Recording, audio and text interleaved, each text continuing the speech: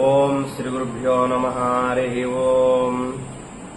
ఈరోజు మనము తెలుసుకుంటున్న విషయం ఏమిటంటే, చాలా మంది అడిగారు నన్ను, స్వామి భార్య గర్భవతి ఉన్నప్పుడు కొబ్బరికాయ కొట్టవచ్చా కొట్టకూడదా, అలాగే ఏమేమి చేయాలి, నియమాలు ఏమిటి అని అడిగారు నన్ను మా శిష్యులు. దానికి ఈరోజు మీకు వివరణ తెలియజేస్తున్నాను. ఎవరైతే గర్భిణీ స్త్రీలు 5 పూర్తి అయిపోయి 6 పడుతాయో, 6 పడిన తర్వాత నుంచి అన్ని దేవాలయాలు వెళ్ళొచ్చు, కానీ ఏ దేవాలయంలో సరే కొబ్బరికాయ కొట్టకూడదు. పూలు పనులు ఇచ్చి మన పేరు పైన అర్చన చేసుకోవచ్చు. అలాగే 6 నెలలు పడిన తర్వాత శక్తిదేవి ఆలయాలకు వెళ్ళకూడదు. ఎందుకంటే అక్కడ బలులు జరుపుతూ ఉంటారు కాబట్టి, అలాగే బూర్ది గుమ్మడికాయ నిమ్మకాయలను కోస్తూ ఉంటారు కాబట్టి అలాంటివి గర్భిణీ స్త్రీ చూడకూడదు, అలాగే తొక్కకూడదు. అలాగే స్త్రీ గర్భంతో ఉన్నప్పుడు భర్త చేయకూడని పనులు అంటే ఏమిటంటే, భర్త ఏదైనా ముక్కుబడి ఉన్నప్పుడు, అంటే చాలా మంది ముక్కుబడి కోరుకుంటుంటారు, అంటే నేను గడ్డము తల వెంట్రుకలని పెంచుతూ ఉంటారు. అలాంటిది మీకు ఉంటే పెంచుకోవచ్చును. లేనిచో 7 నెలల వరకు మీరు సవరము గడ్డం చేయించుకోవచ్చు. 8-9 నెలలు కూడా మీరు గడ్డం చౌరం గాని గోలు కత్తిరించడం గాని చేయకూడదు.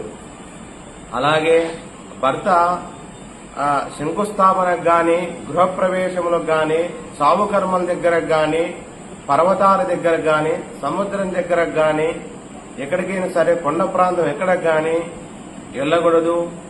అలాగే ఎటువంటి అశౌచము ఉన్న ఇళ్లకు కూడా వెళ్ళకూడదు.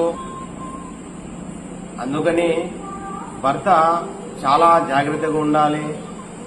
గర్భిణీగా ఉన్నప్పుడు భర్త చెడు పనులు చేయడం గాని, చెడు వ్యసనాలకు అలవాటు పడడం గాని, మనుషులను మోసం చేయడం గాని, నమ్మించి మోసం చేసి వాడుకోవడం గాని, వాళ్ళకి ఏదైనా అపకారం కల్పించడం గాని చేయకూడదు.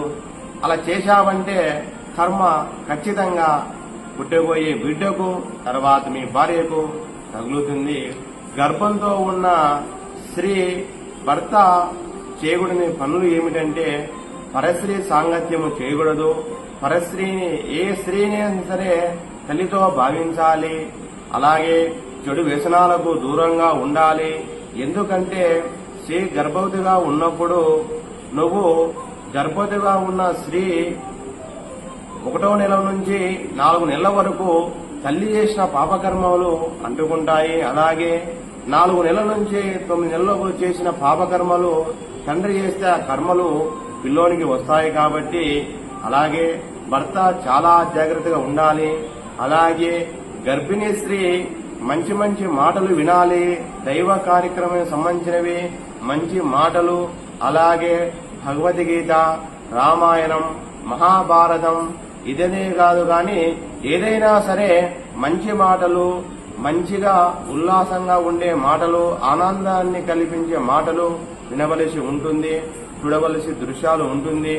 అలాగే చెడు మాటలు, చెడుగా ప్రవర్తించడం, చెడుగా ఇది చేయడం అలాంటివి చేయకూడదు. ఈ గర్భవతి ఉన్న 9 మాసములు కూడా మంచి మంచి మాటలు, మంచి వినయంగా తెలుసుకొని ప్రశాంతమైన జీవితాన్ని గడపాలి. గడిపితేనే నీలో జన్మించే పుత్రుడు కూడా పుత్రికగా అని సుఖ సంతోషములుగా, ఆరోగ్యములుగా, మంచి జ్ఞానంతో జన్మిస్తాడు. కాబట్టి భర్త చేయకూడని పనులు ఈరోజు మనం తెలుసుకున్నాము. ఏ విధంగా ఆచరించాల్సిన విధానం కూడా తెలుసుకున్నాము. అందుకు ప్రతి ఒక్కరూ కూడా ఈ విషయాన్ని తెలుసుకొని ఆచరించడం చాలా మంచిది. సర్వే జన సుఖినో భవంతు.